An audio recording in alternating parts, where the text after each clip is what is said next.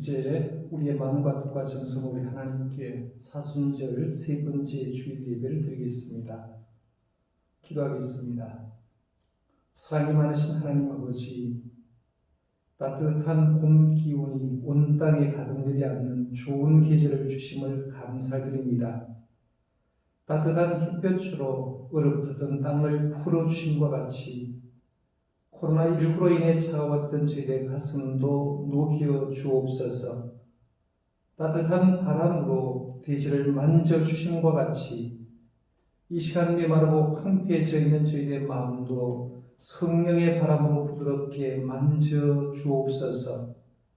이 예배를 통하여 냉담했던 우리의 마음이 새롭게 변화를 받아 순전한 믿음으로 하나님을 경배하게 하여 주옵소서.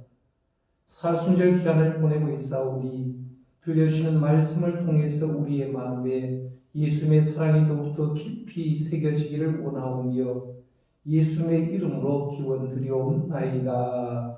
아멘. 우리 영광송 621장을 보겠습니다.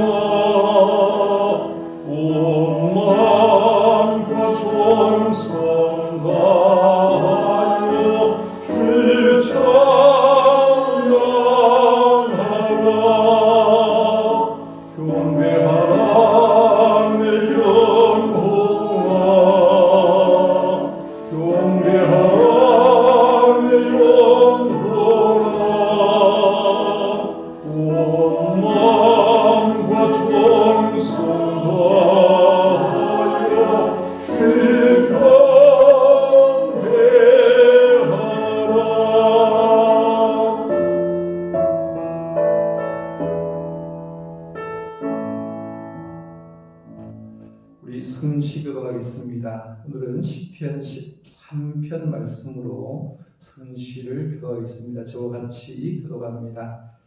여호와여, 어느 때까지니까 나를 영원히 잊으시나이까? 주의 얼굴을 나에게서 어느 때까지 숨기시겠나이까? 나의 영혼이 번민하고 종일토록 마음에 근심하기를 어느 때까지 하오며 내 원수가 나를 치며 자랑하기를 어느 때까지 하리이까? 여호와의 하나님이여, 나를 생각하사 응답하시고 나의 눈을 밝히소서. 두렵건대 내가 사망의 잠을 잘까 하오며 두렵건대 나의 원수가 이르기를 내가 그를 이겼다 할까 하오며 내가 흔들릴 때에 나의 대적들이 기뻐할까 하나이다. 나는 오직 주의 사랑을 의지하여 싸우니 나의 마음은 주의 구원을 기뻐하리이다. 내가 여호와를 찬송하리니 이는 주께서 내게 응덕을 베푸심이로다.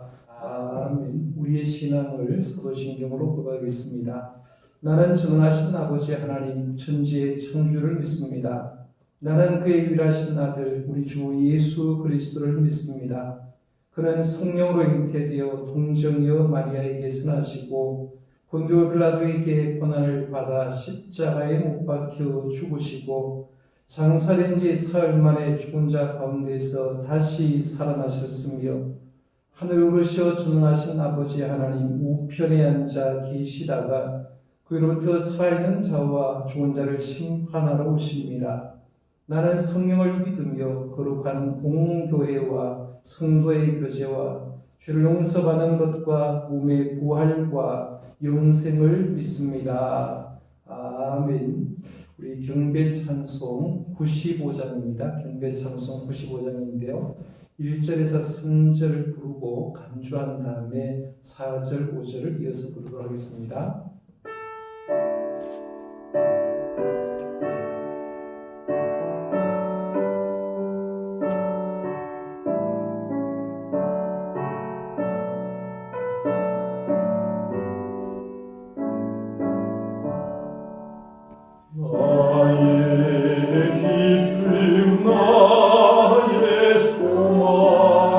되시며 나의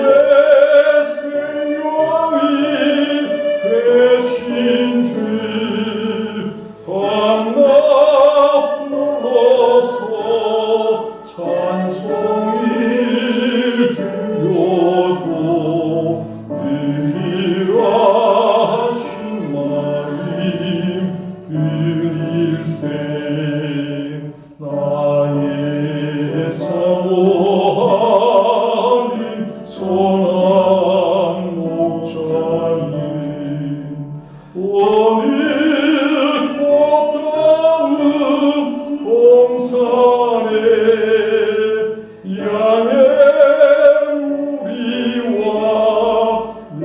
함께 가셔서 기쁨을 함께 하실까 길고치 거친 넓은 길에서 갈 길 못 찾아 애쓰며 이리 저리로 헤매는 내 모양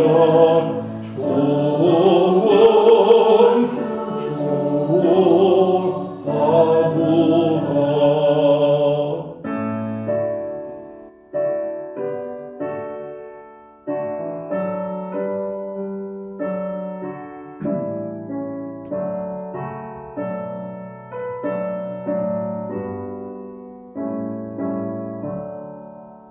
주의 자비로 앞편한 얼굴 모든 천사가 섬기고 주의 놀라운 진리의 말씀에 전치가 하도다 나의 신촌사모하니 예수님 음성조차도 반갑고 나의 생명과 나의 찬송하니 오직 주 예수 그일세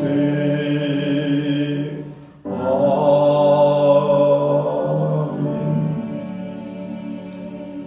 우리 목회 기도 시간입니다. 같이 기도하겠습니다. 사랑과 은혜가 충만하신 하나님 아버지, 오늘 사순절 세 번째 주일을 맞이하여 우리 정동의 모든 성도들이 각자의 가정에서 주님 앞에 예배하기 위해서 나왔습니다. 저희 드리는 예배를 기쁘게 받아 주옵소서. 예배하는 모든 성도들을 영적으로 육적으로 건강하게 인도하여 주옵소서. 남쪽 지방에는 벌써 매화가 활짝 피었고 우리 주위에서 꽃망울을 머금고 있는 나무들을 보면서 봄이 왔음을 느끼고 있습니다. 그렇지만 금년봄은 코로나19로 인하여 하나님께서 주신 봄 기운을 즐기지 못하며 여전히 불안과 두려움을 안고 힘든 하루하루를 살아가고 있습니다. 하나님 아버지, 우리의 연약함을 불쌍히 여겨 주옵소서. 우리로 하여금 이 어려운 상황을 잘 이겨나갈 수 있도록 도와주시기를 원합니다. 여전히 코로나19가 기승을 부리고 있으며 마스크 구입을 위해 서로 경쟁하는 모습에서 우리 자신이 답답함을 느끼고 있습니다. 하루속히 코로나19를 소멸시켜 주옵소서. 그래서 우리가 마음껏 하나님의 전에 나와 큰 소리로 찬양하며 예배할 날이 속히 오게 하여 주옵소서. 하나님 아버지, 우리 성도들이 각자의 삶의 자리에서 힘든 가운데 있습니다. 언제나 주님 지켜주시고 믿음으로 승리하는 그런 삶을 살아갈 수 있도록 걸음걸음들을 인도하여 주옵소서. 이 시간 우리가 각 가정에서 예배를 드릴 때 우리가 드리는 이 예배 가운데 성령님께서 충만하게 임하시어 영과 진리의 예배가 되게 하시고 주어지는 말씀을 하나님께 주시는 말씀으로 온전하게 받게 하여 주옵소서. 예수님의 이름으로 기도드리옵나이다. 아멘. 이 시간 이어서 우리 본문 기도를 드리겠습니다. 하나님 아버지, 저희 하나님의 전에 나와서 마음껏 예배하지 못하지만 이렇게 각 가정에서 예배하며 귀한 예물을 우리 성도님께서 온라인으로 하나님께 예물을 드렸습니다. 아버지, 11주 예물 증성을 드린 손길들이 참 많이 있습니다. 아버지, 우리 성도님의 가정에 하는 사업장기에 기름진 넉넉한 복을 허락하여 주옵소서. 우리의 삶에 누리는 모든 것이 하나님의 것인 줄 알고 믿음의 고백으로 신앙 고백으로 귀한 예물 드렸사오니 성경에 약속한 대로 이 땅에 기름진 넉넉한 복으로 주님께서 채워 주옵소서. 감사의 물들인 여러 손길도 있습니다. 하나님 앞에 감사하게 하시고 어떤 어려움과 환난 속에도 하박국 선지자처럼 감사하는 저희들 되도록 주님 도와주옵소서. 드린 손길들 축복하시며 선교 장학의 예물도 드린 손길들 축복하셔서 우리의 삶을 통해서 하나님 기뻐하는 흔적들을 이 세상에 많이 남기며 살 수 있도록 인도하여 주옵소서. 주님께서 복을 주실 줄 믿사옵고 예수님의 이름으로 축복하며 봉헌 기도드리옵나이다. 아멘. 우리 교회 소식 시간인데요. 먼저 성도의 교제를 나누도록 하겠습니다. 하나님 나라 평강이 사랑하는 성도님과 함께 우리 옆에 있는 식구들과 인사 나누시길 바랍니다. 옆에 있는 가족과 믿음으로 승리하십시다 라고 인사 나누시길 바랍니다. 성도의 교제 시간인데요. 특별히 이번에는 우리 교회 한 5분을 선정해서 힘든 가운데 보내고 있는 우리 성도님에게 위로하고 격려하고 기도해 주는 잠깐 시간을 갖겠습니다. 영상이지만 서로 위로하는 그런 시간인데요. 우리 손태규 장로님부터 이하 4분이 영상을 통해서 여러분께 격려의 메시지와 기도를 하겠습니다. 잠깐 보시기를 바랍니다. 하나님, 이 세상에 코로나가 없어지게 해주세요. 모든 사람들도 코로나 안 걸리게 해주세요. 코로나 없어지고 교회도 갈 수 있게 해주세요. 어린이집도 모두 다 갈 수 있게 해주세요. 교회 선생님들도 코로나 안 걸리게 해주세요. 모든 사람들도 코로나 안 걸리게 해주세요. 걸린 사람들도 빨리 낫게 해주세요.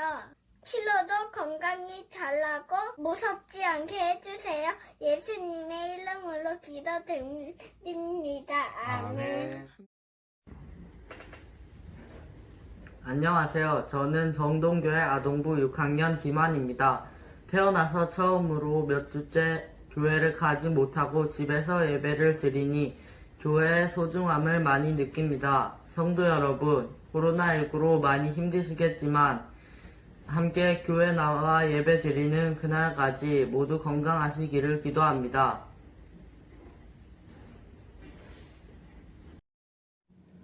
안녕하세요, 성도님들. 저는 정동교회 청년부 김도연입니다.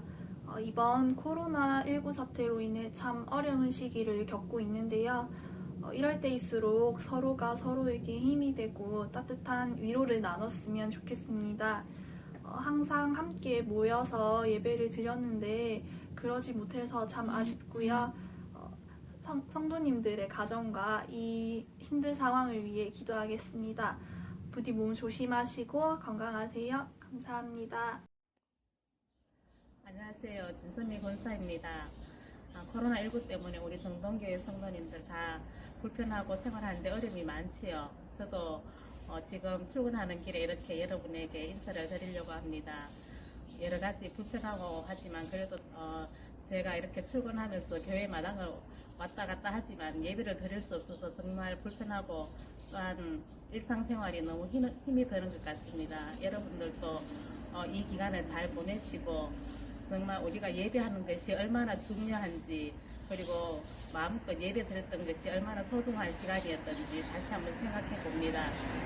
그동안 여러분들 건강 잘 챙기시고 만날 때는 정말 건강한 모습으로 만나 뵙기를 바랍니다. 정동교회 성도님들 화이팅! 안녕하세요. 사랑하는 정동가족 여러분, 영상으로나마 손태규 장로 인사 올립니다. 우한발 코로나19로 인하여 노심초사 얼마나 고생들 많으세요.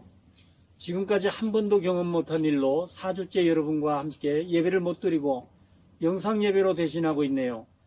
3월 1일 주일날은 11시 예배를 영상으로 드리고 오후에는 마음이 너무 허전하여 김옥선 권사님과 우리 교회를 둘러보러 갔는데 평상시 같으면 시끌벅적할 교회가 적막감마저 들어 마음이 너무 아팠답니다. 곧 여러분의 마음이 아닐까 생각되네요. 하지만 조금만 더 인내하고 기도하며 기다립시다. 이번 어려움은 하나님의 깊은 뜻이 있으리라 믿습니다. 고통 넘어 하나님이 주실 은혜를 기대합시다. 오늘이 사순절 셋째 주간인데 주님의 고난을 생각하면서 코로나19 극복하고 이겨냅시다. 우리는 극복할 수 있습니다. 정동의 모든 가족들, 우리 다시 만나 성전에서 마음껏 찬송하고 기도하고 말씀으로 은혜 받으며 그동안 못다한 이야기들 로뎀 카페와 빈 공간들에 둘러앉아 마음껏 담소 나눌 그날을 기대하면서 손태규 장로 여러분을 응원합니다. 우리 모두 승리합시다. 사랑합니다. 잘 보셨습니까? 서로가 위해서 전화도 하시고요. 격려의 멘트 많이 남겨주시길 바랍니다. 교회의 소식을 전해드리겠습니다. 오늘 사순절 세 번째 주일 예배에 각 가정에서 참여하신 모든 성도님께 주님의 은혜와 축복이 함께 하시기를 바랍니다. 우리 성도님들은 매주마다 우리 부교육자들 각 가정마다 전화를 하고 영적으로 또 육신적인 건강 상태를 확인하는데요. 모든 성도님 지금 몸이 불편한 분이 없이 건강하게 잘 계시고 있습니다. 기도해 주셔서 감사드리고 혹여 몸이 불편한 분이 있으면 교육자에게 연락해 주시면 함께 기도하도록 하겠습니다. 예배를 안내해 드리겠습니다. 지난주에 안내해 드린 대로 다음 주일 22일 주일까지는 모든 공예배와 모임을 중단하고요. 다음 주일 예배 한 번 더 영상으로 예배를 드리도록 하겠습니다. 그리고 23일 월요일 새벽 기도회부터는 정상적으로 예배를 드리겠습니다. 그래서 환경을 봐서 새벽 기도부터 시작해서 모든 예배를 정상할 테니까요. 기도로서 잘 준비해 주시기 바랍니다. 그리고 소그룹 모임은 추후 결정해서 알려드릴 때까지 잠시 잠정 중단해 주시기 바랍니다. 지금 교회에서 제공하는 영상 예배 또 사순절 묵상 자료가 매일마다 여러분이 갈 겁니다. 그냥 넘기지 마시고요. 여러분의 영성에 도움을 위해서 드리는 거니까 적극적으로 동참해 주시길 바랍니다.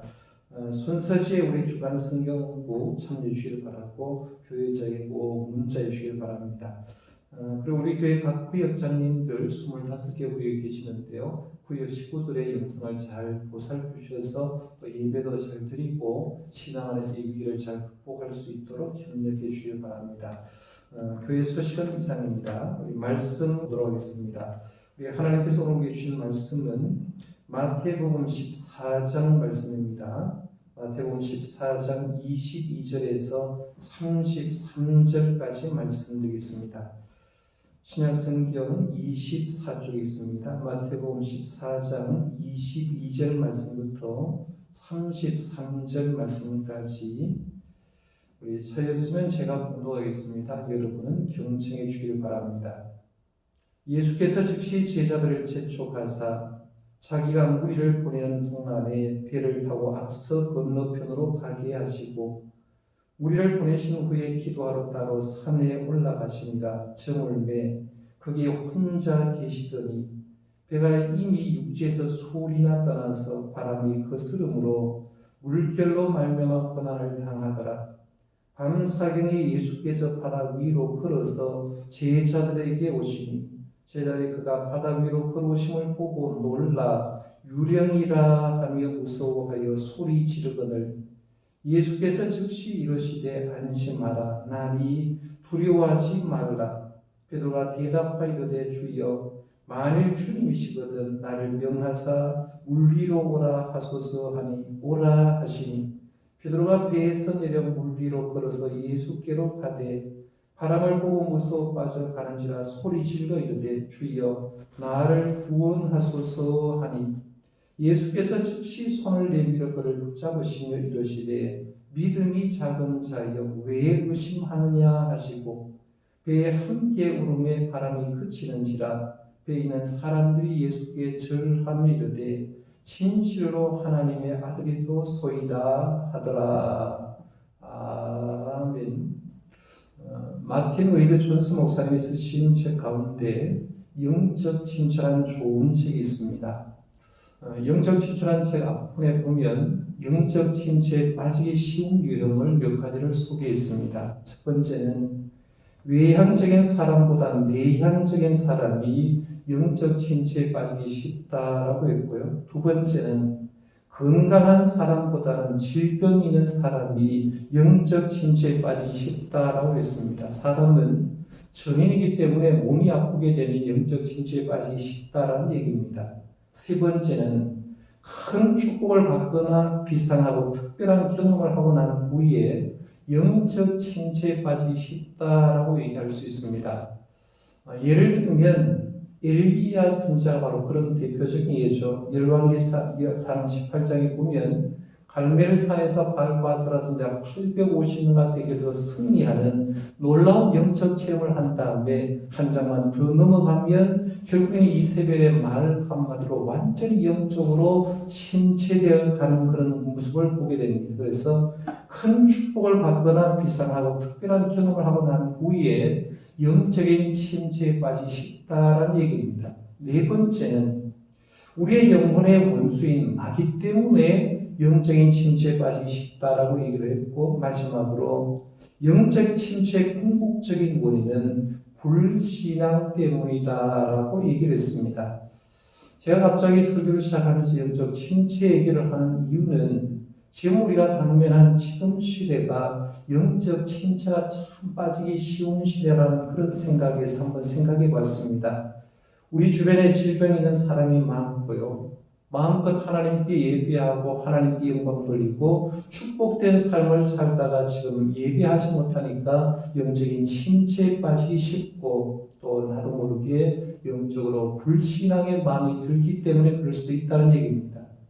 사실 목회자로서 목회를 하면서 여러분들도 처음 이런 경험을 하지만 목회자로서는 목사 안수를 받고 지금까지 살아오면서 주일날 성도가 없는 가운데 예배를 지금 4번째 시간으로 드리는데 이렇게 예배한 적이 없습니다. 그러면서 걱정되는 건 성도님들이 이런 기간을 통해서 영적 침체에 빠지게 되면 어떨까, 어떻게 될까 이런 생각을 해봅니다.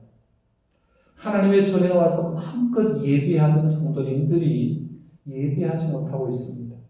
새벽마다 하나님의 전에 나와서 기도했던 성도님들이 기도할 수가 없게 되는 가운데 있습니다. 가정에 대소사가 있을 때 하나님께 예배하며 시작해야 되는데 지금은 목회자가 신방할 수가 없기 때문에 예배하지 못하는 그런 가정들도 있고요. 과거에 뜨거웠던 그 신앙의 열정이 있었는데 어느 순간 그 열정을 잃어버려서 과연 이렇게 한 주 한 주 더 보내다가 성도들이 자기도 모르는 사이에 영적인 침체를 만나게 되면 어떻게 될까 걱정하는 그런 마음이 있었습니다. 이런 걱정하는 마음이 있는 저에게 하나님은 마태복음 14장의 말씀을 오늘 공으로 주면서 이 말씀을 통해서 주님의 은혜의 말씀을 좀 나누고자 합니다. 오늘 본문을 선택한 이 마태복음을 이해함에 있어서는 숫자 3을 이해하는 게 굉장히 중요합니다. 숫자 3이 중요한 이유를 몇 가지 예를 들어서 한번 설명해 보면 이렇습니다. 마태복음 1장을 딱 열면 예수님의 족보를 도회하는 걸 보게 됩니다. 그런데 족보를 읽어보면 14대씩 총 3개 분간으로 나누어져 있는 걸 봅니다. 이때까지가 14대요, 14대요, 14대요 이렇게 말하면서 3개의 구간으로 나눈 것을 보게 되고요. 마태복음 2장으로 넘어가면 예수님의 탄생을 축하하기 위해서 동방박사들이 예물을 가져왔는데 예물도 몇 가지를 가져왔습니까? 우리 알듯이 황금과 유향과 모략 3가지를 가져온 걸 보게 되죠. 그러니까 마태복음을 볼 때는 3가지가 참 중요하다고 제가 말씀드렸습니다. 마태복음 6장으로 넘어가면 주기도문이 나오는데 이 주기도문도 분석해 보면 전반부 3문장이 나오고요. 후반부 3문장으로 구성되어 있는 걸 보게 됩니다. 이렇게 3이라는 숫자가 굉장히 중요합니다. 마태복음 전체를 볼 때에도 이렇게 3대지로 나누어 보게 되는 것을 보게 되고 3분할 수가 있는데요. 1장에서 10장 말씀까지를 예수님의 정체성 얘기를 하고 있습니다. 11장부터 시작해서 16장 20절 말씀은 예수님에 대한 반응에 대해서 기록하고 있고요.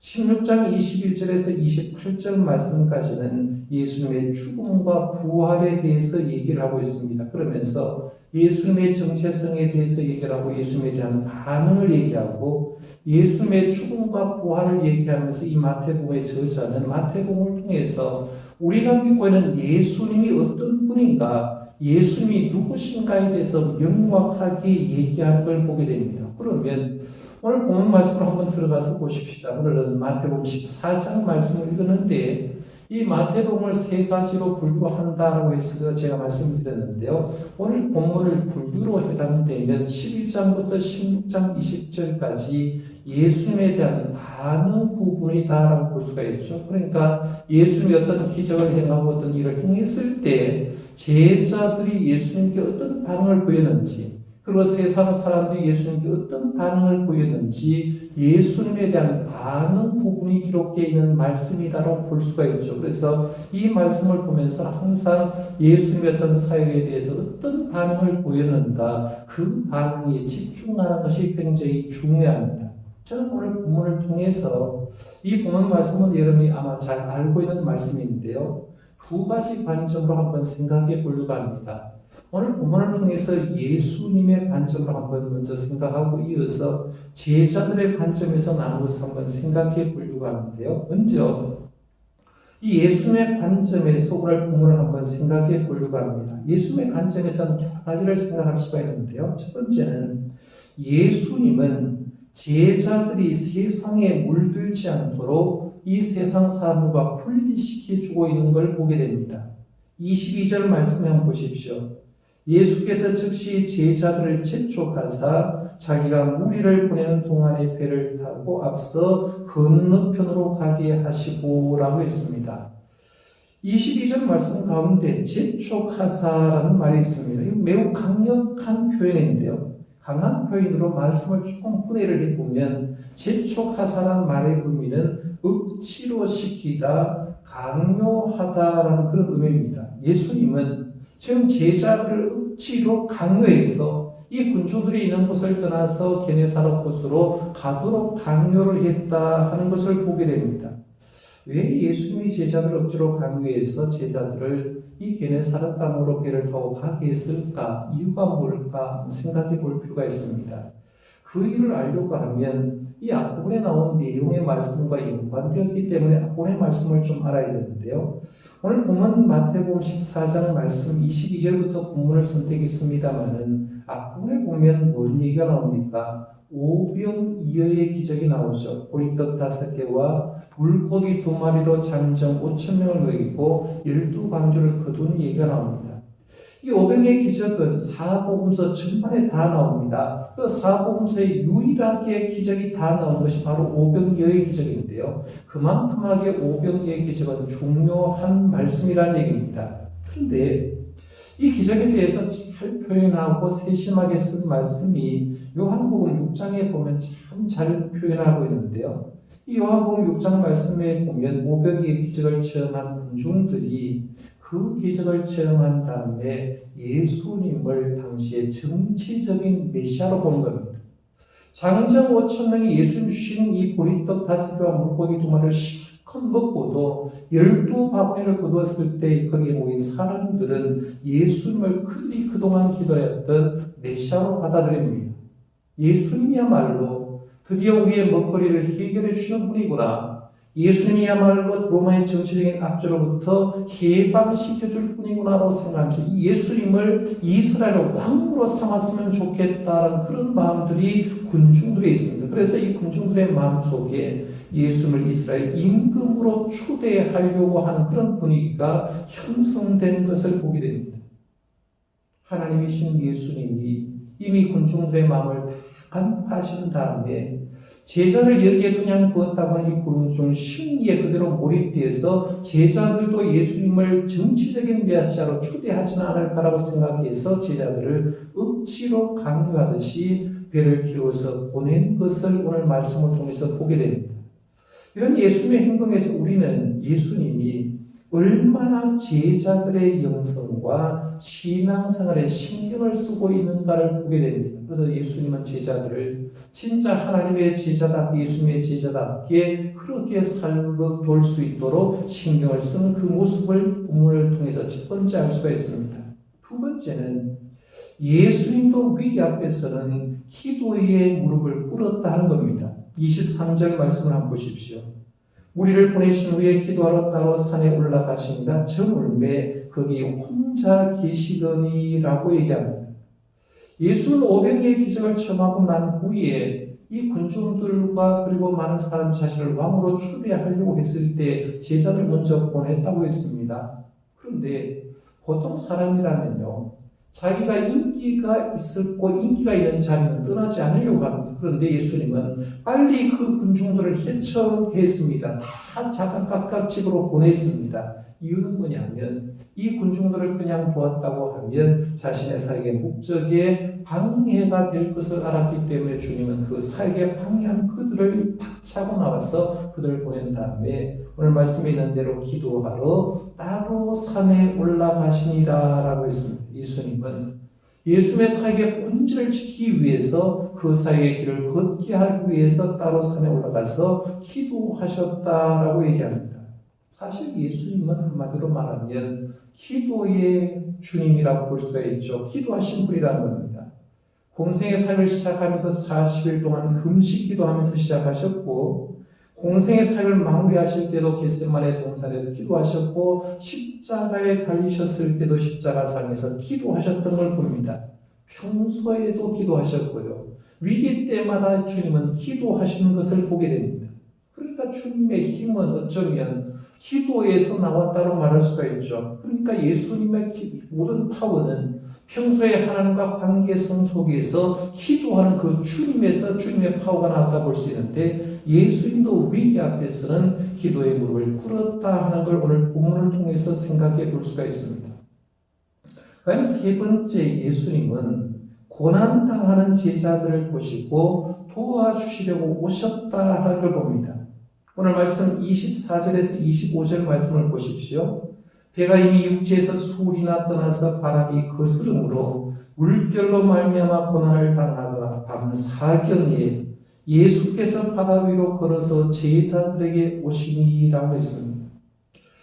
제자들의 탄 배는 저녁에 분명히 떠났죠. 오병의 기적을 행할 때 저녁 무렵이었고 모든 것을 계산했을 때 이미 저녁이었는데 저녁 무렵에 떠났는데 돌풍으로 인해서 앞으로 나갈 수 없었다고 합니다. 다른 복음서의 기록에 의하면 약 돌풍으로 인해서 5km 정도 갔을 때 시간이 밤 사경이었다라고 얘기합니다. 갈릴리 호수인데 왜 돌풍이 났습니까? 라고 할 때 이미 여러분 설교를 통해서 이미 알고 있습니다. 지형적인 이유 때문에 갈릴리에 돌풍도 일어나고 파도가 치는 것을 보게 되니 이미 설교를 했기 때문에 생략하고요. 밤 사경이라고 얘기하는데 사실은 이스라엘 사람들의 시간 계산 다릅니다. 이스라엘 사람들의 시간 계산, 낮을 계산할 때는 해를 뜨는 시간부터 시작해서 12시간으로 계산했고요. 밤 시간은 시간의 계산법이 사실 없었는데 로마가 이스라엘 통치함으로 통해서 로마 군인들이 밤에 보초를 쓰는 시간을 가지고서 1경, 2경, 3경, 4경 했는데요. 로마 군인들이 한 밤에 이제 보초를 쓸 때 3시간씩 4조로 나누어서 씁니다. 그래서 이 3시간을 나누어서 쓸 때 1경이다. 그 다음에 두 번째를 2경이다 라고 했는데 그러면 오늘 말씀에 보면 밤 4경이라고 얘기하면 새벽 3시에서 새벽 6시까지 마지막 보초를 쓸 때라고 얘기할 수 있습니다. 밤중에 가장 어두운 밤이었다고 보게 됩니다. 그런데 오늘 말씀에 보면 배가 이미 육지에서 수울이나 떠나서 바람이 거스름으로 물결로 말미암아 고난을 당하더라라고 했어요. 저는 24절 말씀을 묵상하는 가운데 제가 인도네시아 성전 공헌식을 하면서 겪었던 얘기가 생각났습니다. 2013년에도 인도네시아 여러 예배당을 건축하고 봉헌했습니다. 우리 교회 손태규 장로님 4분과 다른 교인들에서 우리 교회에서 7분이 이제 성전 봉헌팀에 포함돼서 갔는데요. 그때 봉헌한 교회 가운데 이제 손태규 장로님 가정에서 헌금을 들여서 봉헌한 교회가 수산교회가 하나 있었습니다. 수산촌에다가 수산교회를 하나 건립했는데 요벨교회라고 이제 수산교회를 봉헌하고 헌당하게 되는데요. 헌당하기 위해서 이제 수산 지역에 가야 되니까 배를 타고 이렇게 가서 예배를 드립니다. 예배를 드리는 가운데 이제 비가 뚜둑뚜둑 내리는데 비가 처음 시작할 때는 얼마 시작 않고 이제 내리다가 예배를 드리는 가운데 얼마나 비가 많이 내릴지 모릅니다. 예배가 저녁 무렵에 예배를 드렸어요. 그런데 이 저녁 무렵에 예배를 드리고 예배를 다 마친 가운데 비가 내리는데 억수와 같은 비가 내립니다. 우리 한국의 여름 장마 때 내리는 그 비와 비교할 수 없을 정도로 억수 같은 비가 내리는데 문제는 그 비가 강물에서 순식간에 내리니까요. 강물이 차서 올라가는 겁니다. 문제는 저희는 다음 코스가 있기 때문에 이 요벨교회를 봉헌하고 다음 지역으로 이동을 해야 되는데 이동하기 위해서 할 수 없이 갈 때 들어갔던 이 배를 타게 되는데요. 배도 우리가 생각할 때는 우리가 생각하는 그런 유람선처럼 큰 배가 아니라 조그마한 보트입니다. 그냥 한 줄로 된 그 보트에 이제 사람이 6명, 7명이었는데요. 배를 타고 가는데 칠흑 같은 어두운 밤입니다. 앞이 하나도 보이지 않습니다. 그저 핸드폰 비춰가지고 앞으로 보여서 가는데요. 이 빛을 보여서 가면서 순간하는데 물이 얼마나 차오르는지 보트 주위에 짭짤하는 거예요.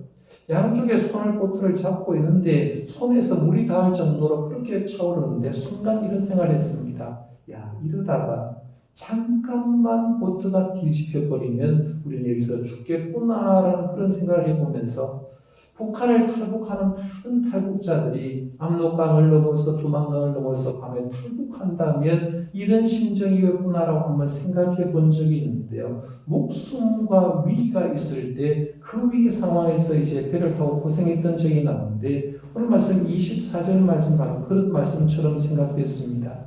배가 이미 육지에서 소리나 떠나서 바람이 거스림으로 물결로 말미암아 고난을 당하더라라고 했습니다. 제자들이 이렇게 위기 상황에 있을 때 우리 생각에는 주님이 기도하고 있기 때문에 몰랐을 거라고 생각하는데 말씀을 쭉 보면 예수님은 그 위기를 맞는 제자들을 예수님이 보셨고 그들의 고생을 아셨고 그들을 구원해 주기 위해서 오셨다 하는 걸 보게 됩니다. 여러분, 자식이 건강할 때는 부모가 멀리 떨어져 있더라도 자식이 아플 때는 자식의 곁에 부모가 와서 간병하고 다 붙어서 그 자를 위해 주는 것처럼 우리가 힘들고 어려운 일을 당할 때 예수님은 멀리 계시는 분이 아니라 우리에게 찾아오셔서 우리 곁에 함께하고 계심을 믿으시길 바랍니다. 내가 힘든 그 순간이 바로 주님이 나와 가장 밀착적으로 있다는 그 생각을 가지고 있으면 우리가 주님을 믿는 믿음으로 승리할 수 있게 되는 겁니다. 그 다음에 네 번째 오늘 말씀에 예수님은 제자들에게 자신의 정체성을 밝히시는 그런 장면이 나옵니다. 예수님이 물리로 걸어오자 한 번도 그들을 경험하지 못한 제자들은 유령이라고 소리를 쳤습니다. 그때 제자들에게 예수님은 자신의 정체성을 밝힙니다. 27절 말씀을 보십시오.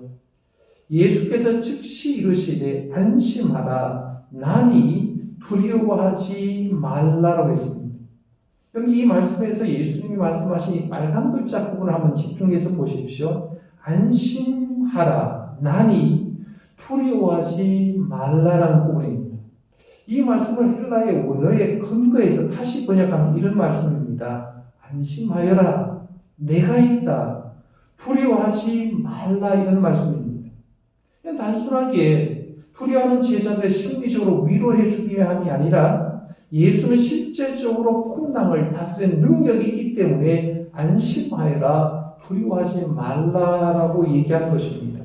이 말씀 가운데 여러분 집중해서 보셔야 될 말씀은 나니라는 말입니다. 나니, 안심하라, 나니 두려워하지 말라. 이 나니라는 말을 제가 헬라어 원어로 번역하게 되면 내가 있다는 말로 번역할 수가 있다고 말씀드렸어요. 헬라어로 이 내가 있다는 말은 에고 에이미라는 단어를 썼습니다.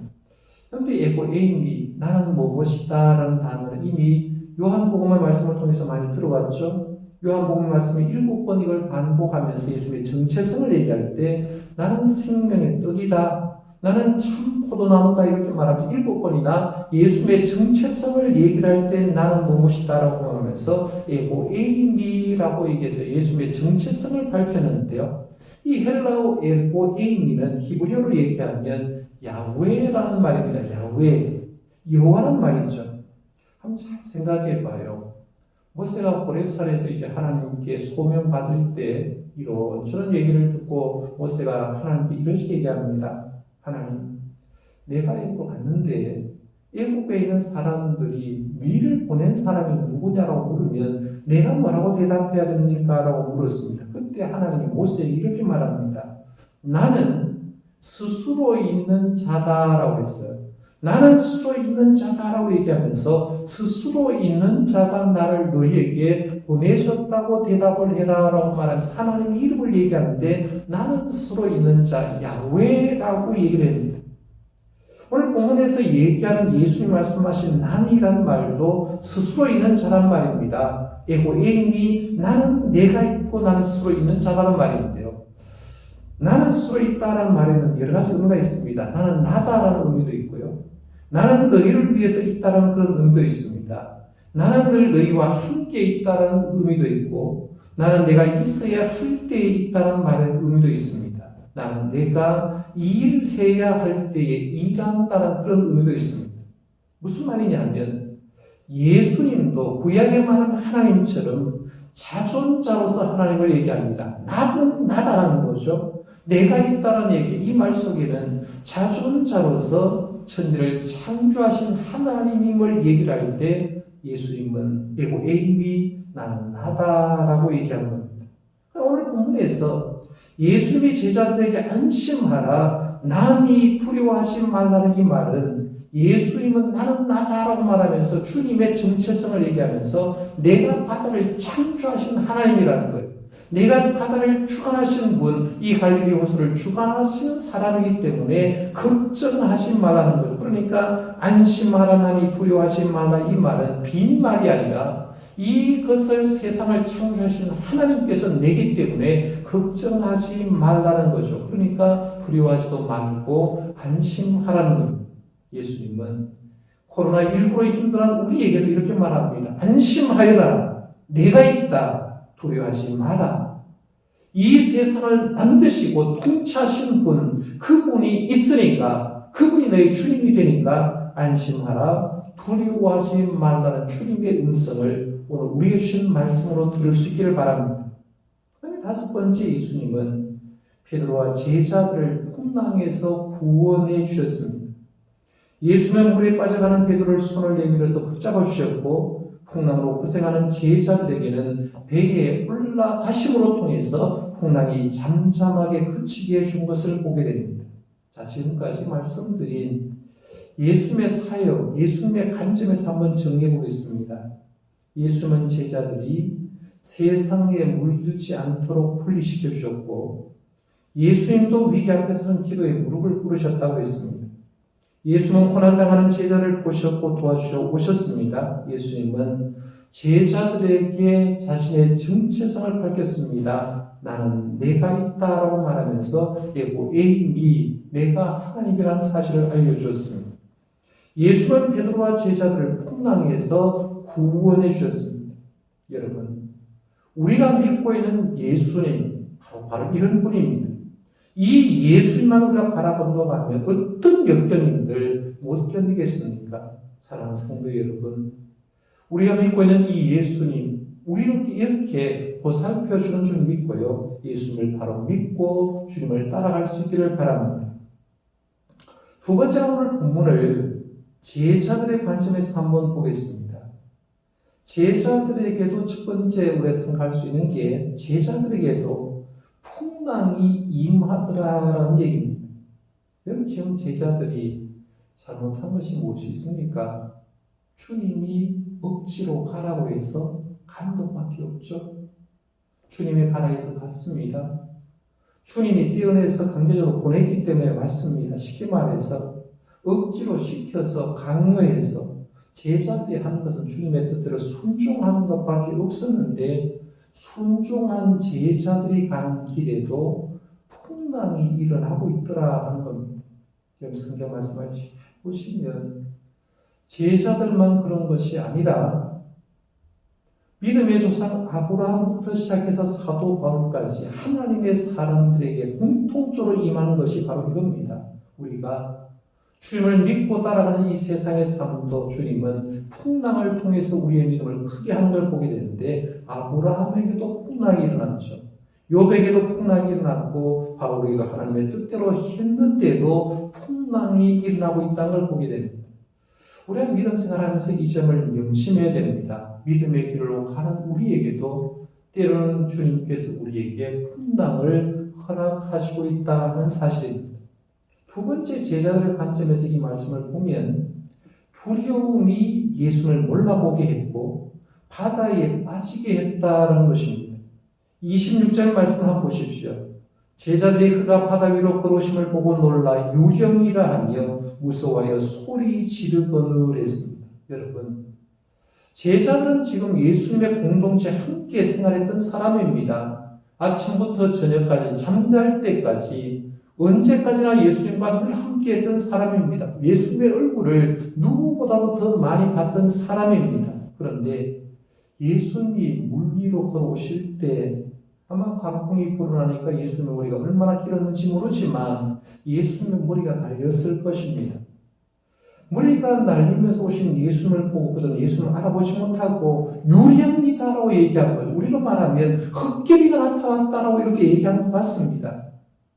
그런데 이 사건이 종결되고 나서 게네사렛 땅에서 예수님과 제자들이 갔을 때 이미 거기에 모인 사람들은 예수님을 명확하게 알아보게 되었다라고 얘기합니다.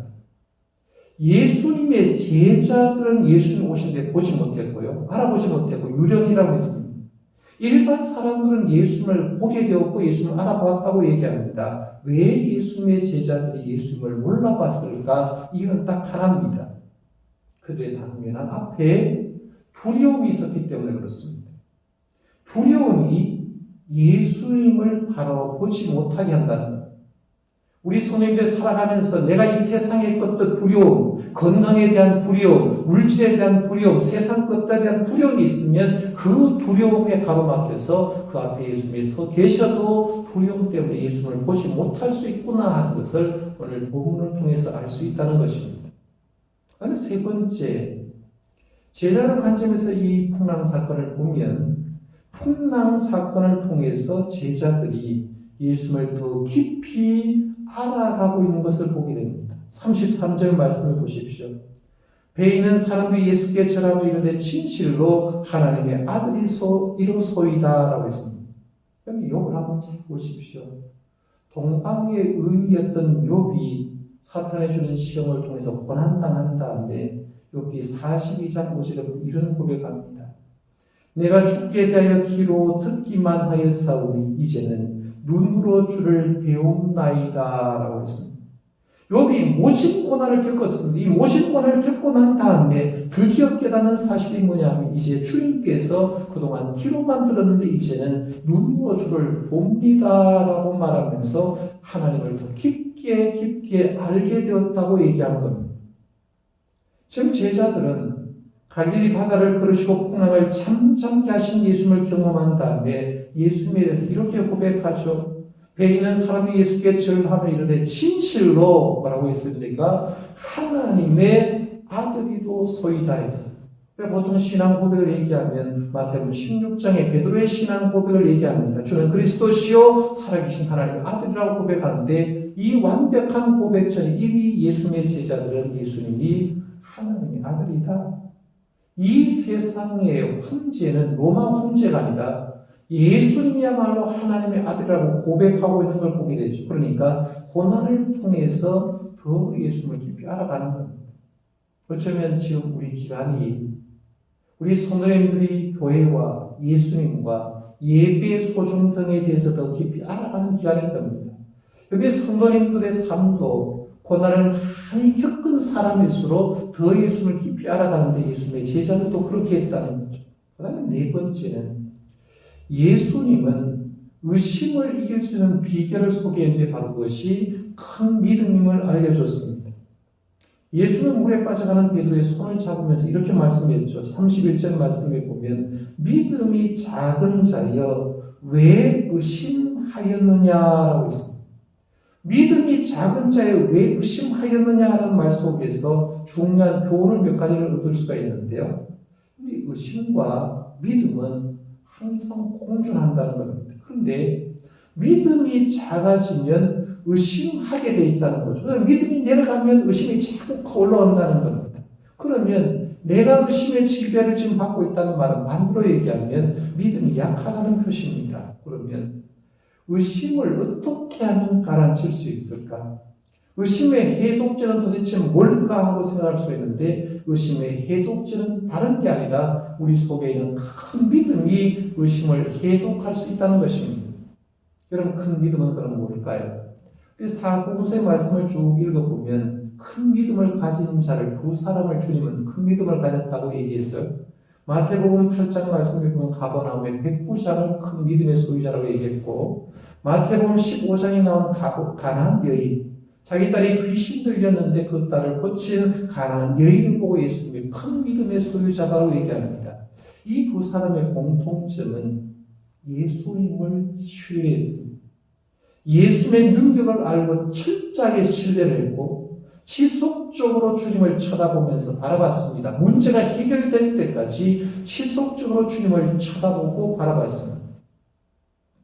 성도 여러분, 지금 우리는 영적 침체에 빠지기 쉬운 시간을 보내고 있습니다. 아마 자신도 모르는 사이에 영적인 침체에 빠져 있는 분도 계실 수 있을 겁니다. 영적 침체의 해독제는 큰 믿음뿐입니다. 영적 침체의 해독제는 내 속에 있어야 될 큰 믿음뿐이라는 사실을 인정하시길 바랍니다. 그렇기에 지금 처한 환경에서 우리는 예수님을 바로 봐야 됩니다.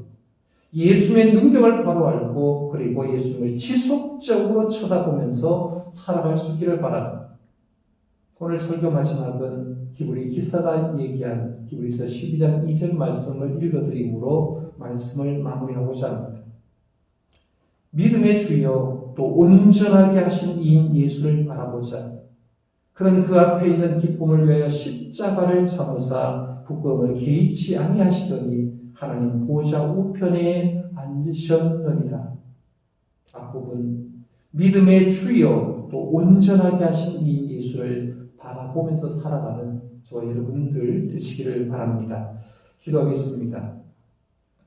하나님 아버지, 영적 침체에 빠지기 좋은 시간을 저희 보내고 있으면서 오늘 하나님께서 주신 귀한 말씀을 통해서 영적 침체의 해독제는 큰 믿음입니다라는 제목의 말씀을 드렸습니다. 아버지, 우리가 질병 때문에, 환경 때문에, 건강 때문에 이런저런 이유 때문에 신앙이 침체하더라도 침체의 궁극적인 이유는 내 속에 큰 믿음이 없기 때문이라는 사실을 알고 이럴 때일수록 예수님을 바라보게 하시고 예수님의 능력을 온전히 신뢰하게 하시고 지속적으로 예수님을 바라봐서 영적 침체에 빠져있는 우리들이 아니라 이 영적 침체의 기간을 통해서 또 힘든 이 시간을 통해서 우리의 믿음이 깊어지고 주님을 아는 믿음이 더 깊어지고 알아가는 그 신앙이 더 깊게 진행될 수 있는 저희들 벽에 주님 도와 주옵소서. 예수님 이름으로 기도드리옵나이다. 아멘. 우리 찬송가 391장입니다. 찬송가 391장 1절, 2절 부르고 간주 후에 3절, 4절 부르도록 하겠습니다. 이 찬송 후에 제가 쭉 들어서 예배를 마치겠습니다.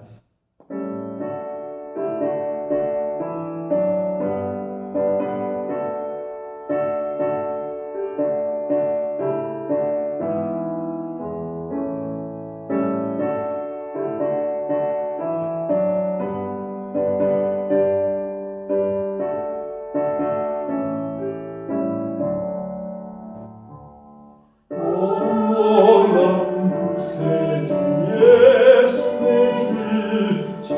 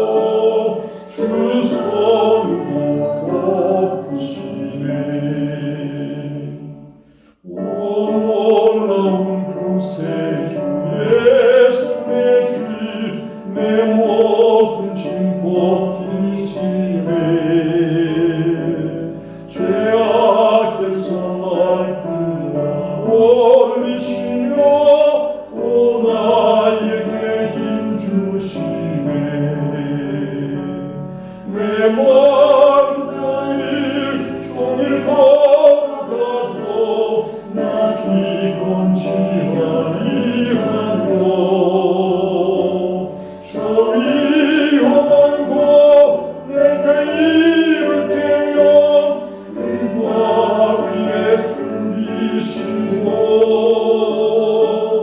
주 손으로 덮으시네.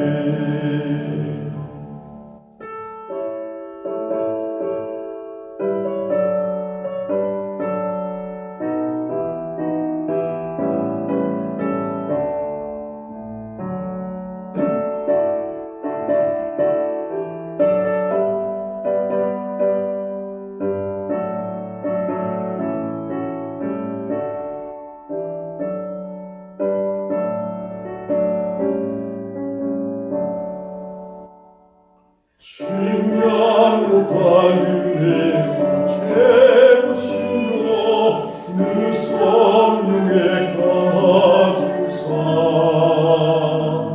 흰 깊은 춤추는 찬양과 내 믿음을 도우시네. 내 마음 땅을 종일 걸어가고 나 피곤치 아니하로 종이 험한과 내게 이를 대면 큰 바 위에 숨기시고 주 손으로 덮으시네. 주 예수님 공주에 임하실 때 나 이곳만 맞이하리. 비구원의 음성을 노래하리. 조천군과 천사와 함께 메마른 땅을 종일 걸어가고 나 피곤치 아니하며 저위 험한 곳 내가 이를 대면 그 바 위에 숨기시고 주 손으로 덮으시네.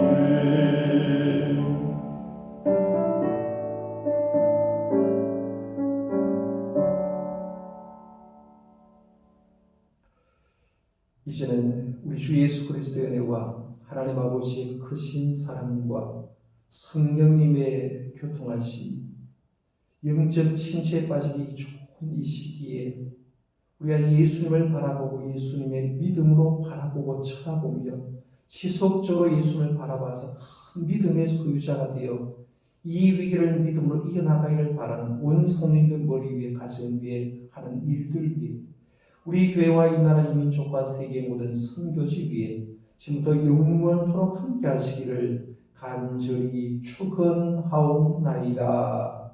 아멘.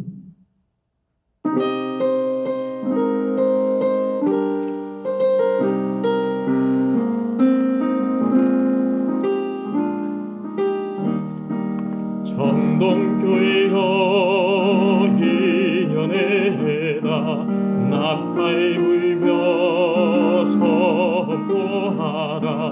가난한 자 눈먼 자 포로된 자들아 자유와 해방이다. 새로운 출발 꿈을 꾸자. 요셉처럼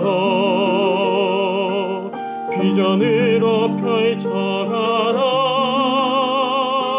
주빌리 주빌리 할렐루야 아멘. 이 땅의 희망 정동교회 정동교회여 인연에다 준비하며 나아가라. 그동안의 고통과 아픔 가운데 견고한 주님 나라 실현되었네. 50여 곳 해외교회 건축 성전 건축 폐가 성장 주빌리 주빌리 할렐루야 아멘. 작은 천국이로다 정동교회